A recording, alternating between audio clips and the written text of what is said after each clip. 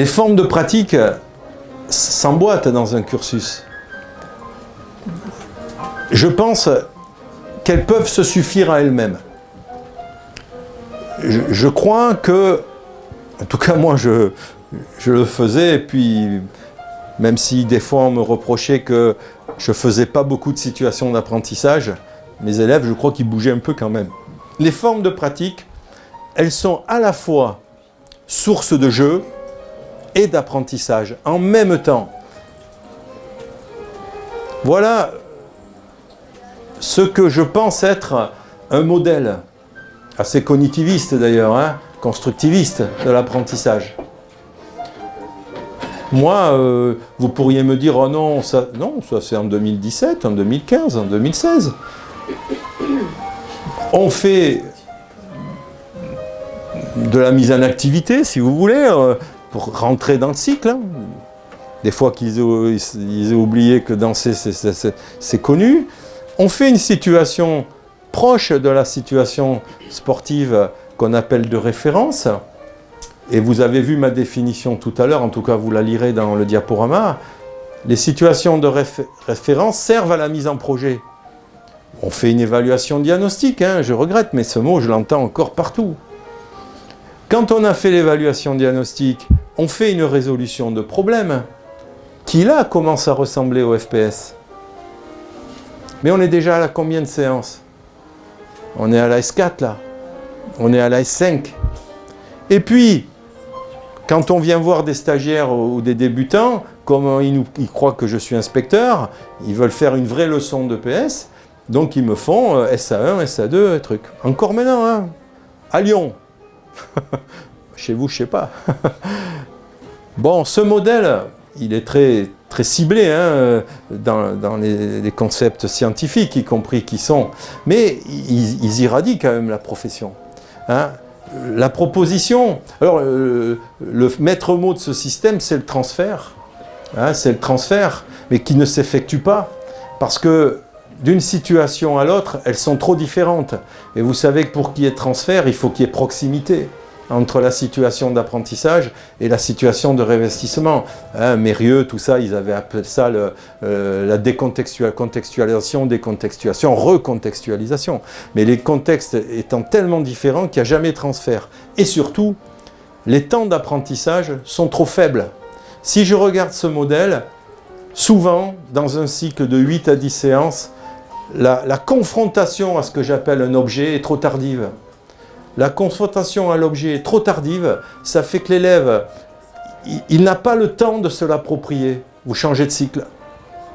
C'est-à-dire que ça devient intéressant de la S8, S7 à la S9, 2 séances. Ce que je vous propose, c'est que ça devienne dense dès la S2.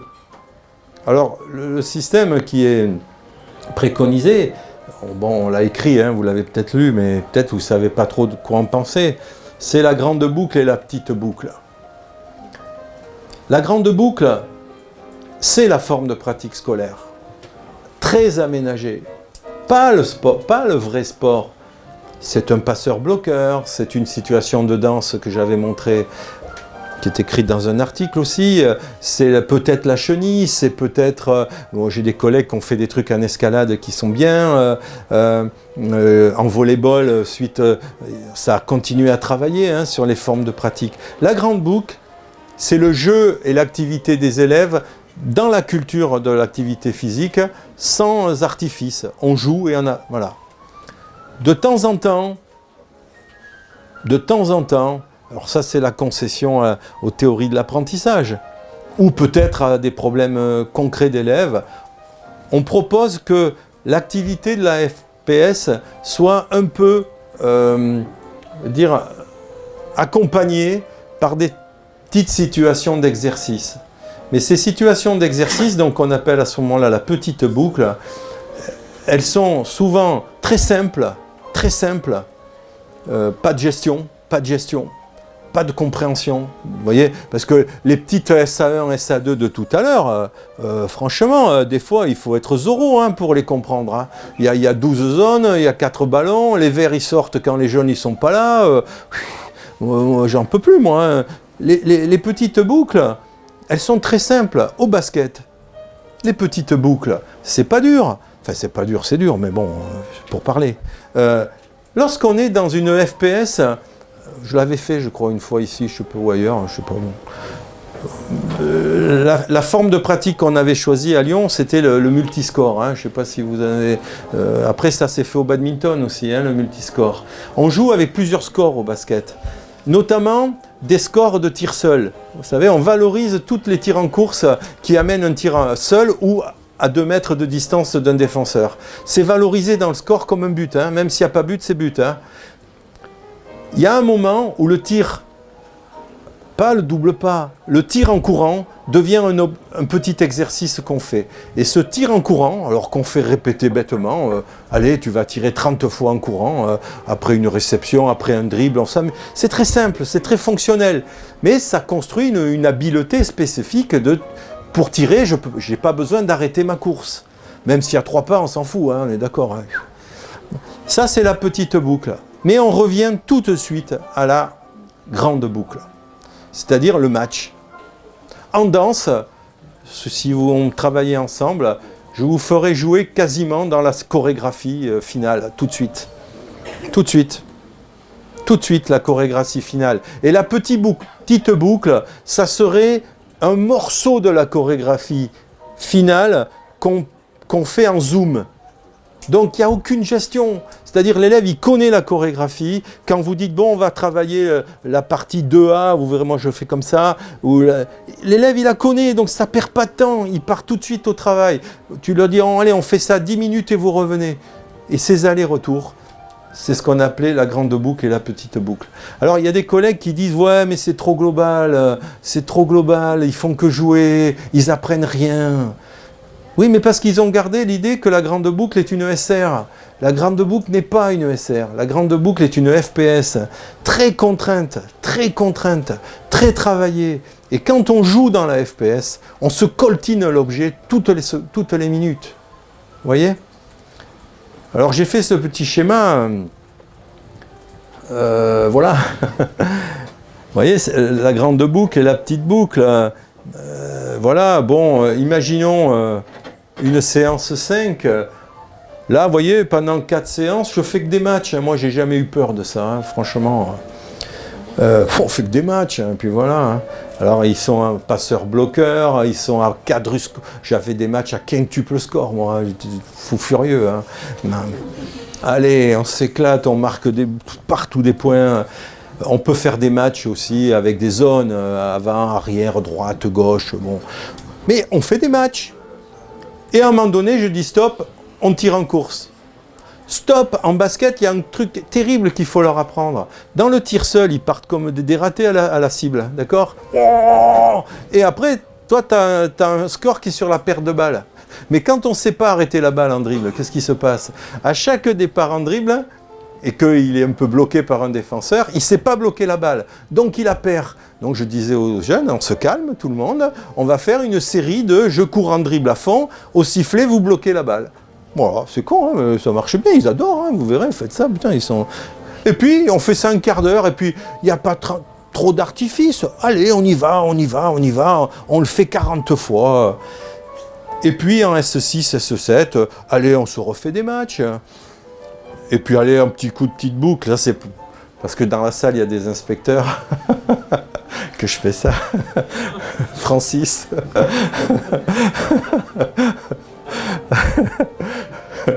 Ça me fait rire. Non, parce que moi, j'ai souvent fait que des matchs, ça m'a jamais posé problème. Mais tous les intellos, ils me disaient, mais putain, tu fais que des matchs. Et je dis, ouais, il est où le problème? Bon, et voilà, donc voilà, moi je dis soyons fous aussi de temps en temps, hein. Soyons fous. Dans le 93, si vous faites que des matchs, vous êtes normal, hein. Voilà, bon, donc moi je sais qu'à Paris, il y a des collègues qui commencent à le comprendre. À Paris, je sais pas, mais à Lyon. Mais attention, hein, si vous faites que ça, c'est pas le petit match, le vrai, quoi. C'est un vrai match, quoi, dont vous avez mis toute la force de planification, de conception de la pratique. Hein, en sport co, vous pouvez travailler sur 3 paramètres. Hein, l'intervention sur la balle. vous pouvez travailler sur l'espace, vous pouvez travailler sur le score. Quand vous êtes capable d'être des véritables ingénieurs pédagogiques, vous pouvez construire des contextes très très contraignants dans des vrais matchs. Eh ben, il n'y a pas de raison qu'en ne faisant pas ce vrai match, ils apprennent rien. Enfin, il n'y a pas de raison. Comment ils ont appris Vous croyez que les grands sportifs de très haut niveau, ils ont fait des SA1, des SA2 et des SA3? Allez, je me calme. C'est fini, je vais... La dernière partie est la suite du reste. Quand on a fait la grande boucle et que l'élève a travaillé 8 fois, 8 fois avec des petites variantes, mais c'est 8 fois la même chose, il n'y a pas de raison de changer à l'évaluation. L'évaluation, c'est stricto sensus ce que tu as fait pendant 10 séances. Je change rien. Tu connais tout, critères par cœur, organisation par cœur, tu connais tout par cœur. Donc déjà, je peux te dire, l'évaluation, c'est une lettre à la poste.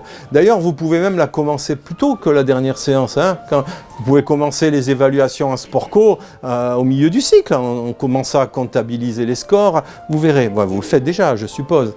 Mais l'avantage, c'est que quand on fait que des matchs, je dirais, non trafiqués, des vrais matchs, le vrai volley, le résultat du match de volley n'est pas le produit d'un apprentissage.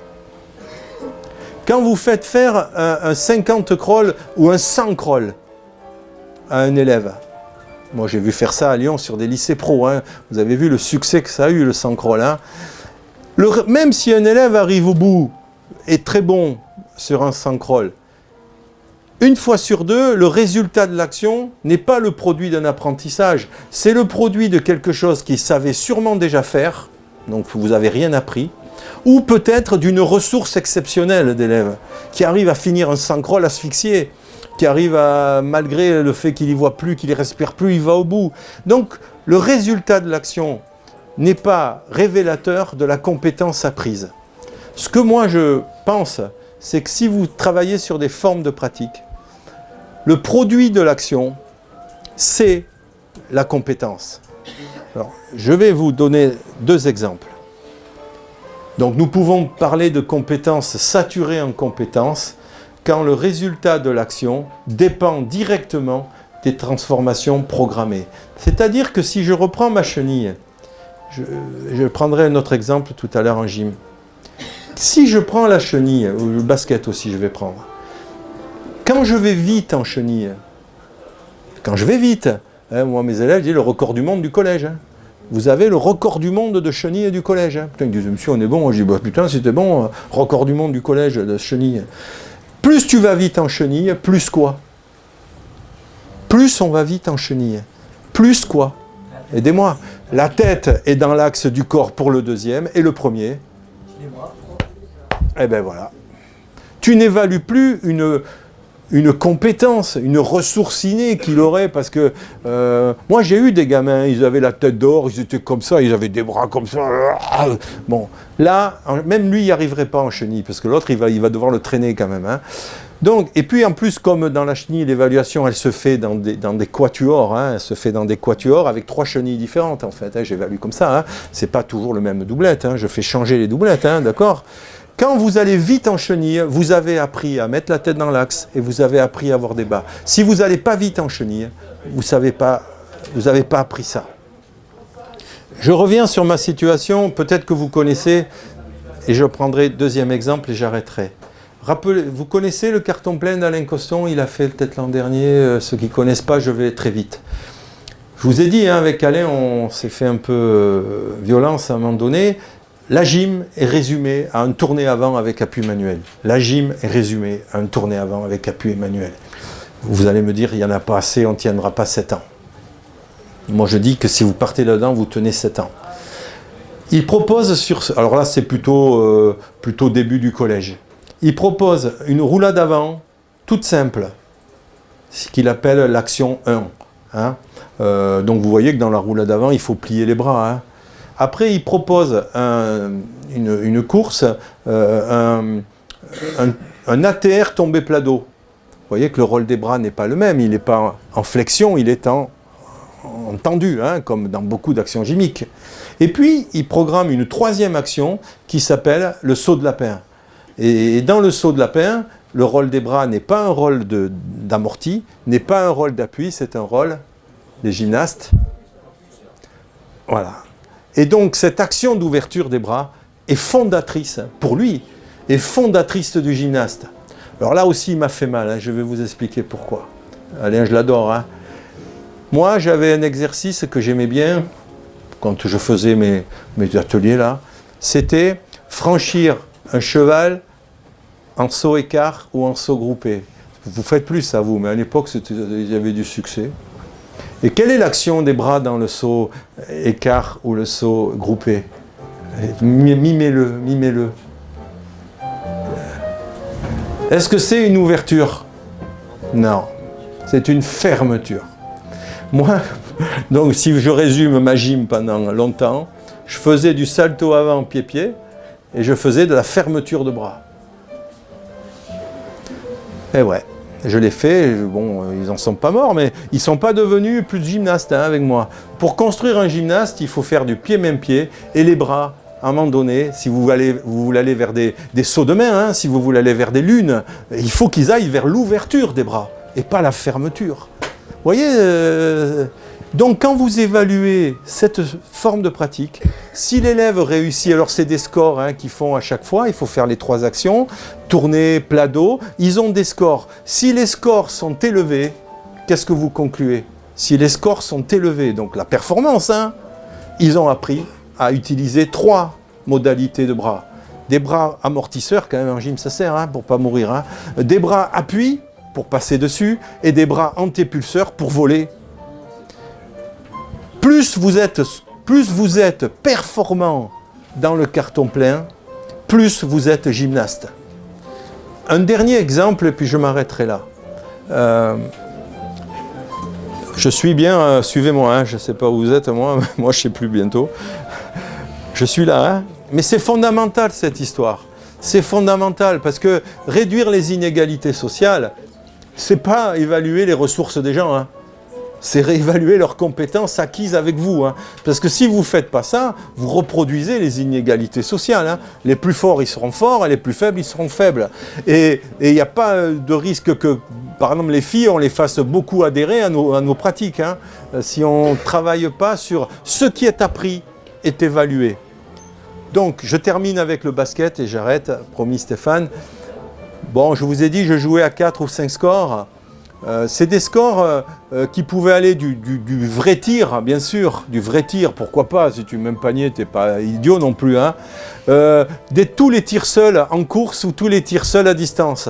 Quand j'arrive à me démarquer, que je tire seul, 2 mètres, c'est un score. On avait mis les pertes de balles aussi, toutes les balles perdues étaient comptabilisées dans des scores, et après on mettait des joueurs à contrat. On mettait des joueurs à contrat, toi tu dois faire au moins un tir seul. Toi, tu dois faire 0 perte de balle parce que c'est une championne. Et ces scores venaient s'ajouter dans la liste des scores. Donc, on ne gagne un match de basket avec moi que si on fait des scores dans les 5 lignes ou dans les 4 lignes. Aujourd'hui, gagner un match de basket avec moi, il ne suffit pas, par le hasard le plus absolu, d'avoir marqué un panier à l'envers. Comme des fois, tu vois, il tire à l'envers, il marque un panier, 2-0, j'ai gagné le match. Et vous mettez 16 points à l'équipe qui a gagné le tournoi. Hein. Mais il a gagné le tournoi pour un hasard absolu. Gagner le tournoi dans mes 4 scores ou mes quintuples scores, ça veut dire que vous êtes capable de jouer vite vers l'avant. Vous êtes capable de conserver la balle lorsque vous voyez que l'accès à la cible est bloqué. Et vous êtes capable, quand vous êtes un joueur, de vous mettre en contraste sur un aspect essentiel du sport co. Tirer ou se démarquer. Donc les résultats bruts, score, performance, des matchs à quintuple score ne renvoient pas au hasard, ne renvoient pas à un... Moi j'avais mon gymnase à 1 km de l'Astrobal à Villeurbanne. Je ne sais pas si les basketteurs savent ce que est Tony Parker, l'Asvel, l'Astrobal. Mon gymnase il avait 1 km de l'Astrobal.